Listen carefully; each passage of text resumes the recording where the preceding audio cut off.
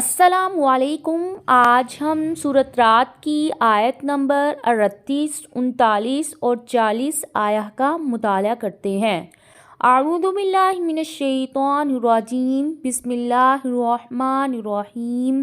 وَلَقَدْ اور البتہ تحقیق، ارسلنا ہم نے بھیجا، رسولاً کئی رسولوں کو، من قبلک آپ سے پہلے، وَجَعَلْنَا اور ہم نے بنائے، لہم ان کے لیے، ازواجاً بیویاں، وذریۃً اور اولاد، وما کان اور نہیں تھا، لرسول کسی رسول کے لیے، یأتیا یہ کہ وہ لے آئے، بآیۃ کوئی نشانی، الا مگر، بإذن اللہ اللہ تعالیٰ کی اجازت سے، لِكُلِّ اجل ہر مدت کے لیے، کتاب ایک کتاب ہے۔ بعض کفار رسول اللہ صلی اللہ علیہ وآلہ وسلم کے بارے میں کہتے تھے کہ اگر محمد نبی ہوتا تو شادی نہیں کرتا، نبوت کے ہی کاموں میں لگا رہتا، تو اللہ تعالیٰ نے یہ آیت نازل کی کہ آپ سے پہلے جتنے بھی انبیاء کرام دنیا میں آئے ہیں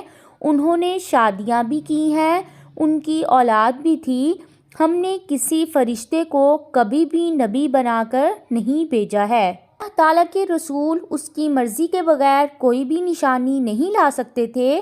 اللہ تعالیٰ نے وقت اور حالات کے تقاضے کے مطابق ہر وقت کے لیے ایک فیصلہ کر رکھا ہے۔ یمحو اللہ مٹاتے ہیں اللہ تعالیٰ، ما یشاء جو وہ چاہتے ہیں، ویثبت اور وہ ثابت رکھتے ہیں، وعندہ اور اسی کے پاس ہے، الکتاب اصل کتاب۔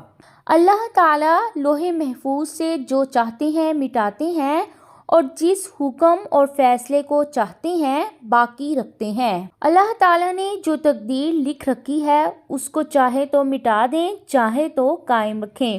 ان کے پاس لوح محفوظ ہے، جیسا کہ ایک حدیث میں آتا ہے کہ آدمی گناہوں کی وجہ سے رزق سے محروم کر دیا جاتا ہے، دعا سے تقدیر بدل جاتی ہے، اور صلہ رحمی سے عمر میں اضافہ ہوتا ہے۔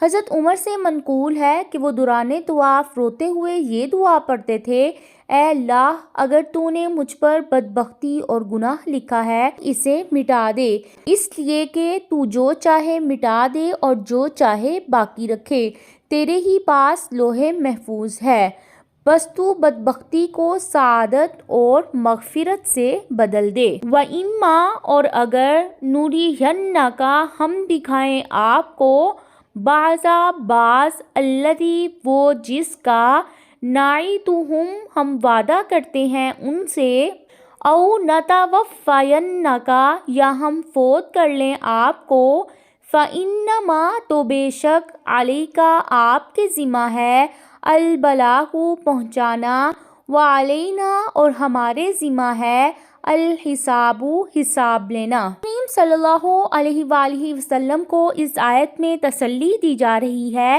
کہ آپ نے اپنی ذمہ داری کو پورا کر دیا ہے۔ اب اگر کوئی آپ کی دعوت کو قبول نہیں کرتا تو اللہ تعالیٰ اس سے حساب لے گا، اور دنیا میں آپ کے دشمنوں کو ممکن ہے کہ اللہ تعالیٰ آپ کی زندگی میں ہی ذلیل اور رسوا کرے، یا ہو سکتا ہے کہ آپ کی وفات کے بعد ان کے ساتھ ایسا ہو۔ آپ نے اپنی ذمہ داری کو پورا کر دیا ہے۔